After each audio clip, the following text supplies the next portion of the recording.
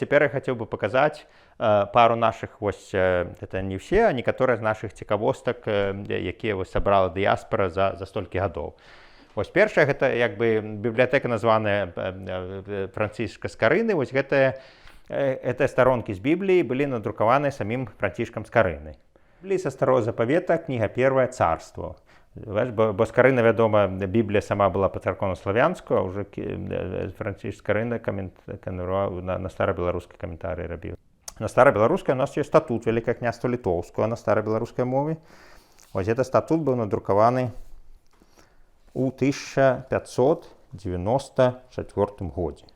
Як бачыце, а ўжо 17 стагоддзя мы бачым як ілюстрацыя, што ўжо статут ідзе па-польску.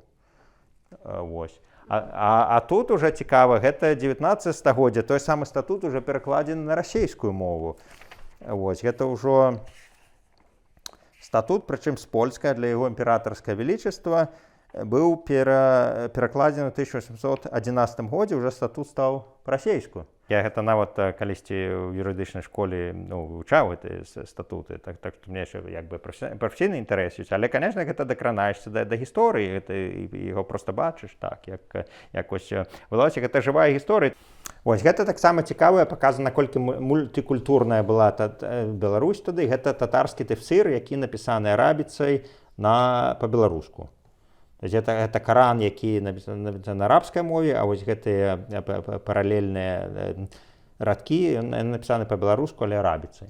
Да нас прыходзілі людзі, якія ведаюць арабскую вязь, яны чыталі, но не маглі зразумець, а мы як бы разумелі.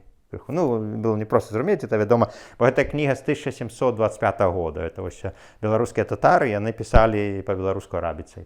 У нас ёсць копія першага беларускага слоўніка Насовіча, напрыклад, это 1870 год, гэта ўжо даследчыкі расійскай імперыі. Насовіч прыехаў даследаваць нарэчча, а ўехаў з 30 000 словаў. Такое нарэчча, што спатрэбілася 30-тысячны слоўнік пад яго.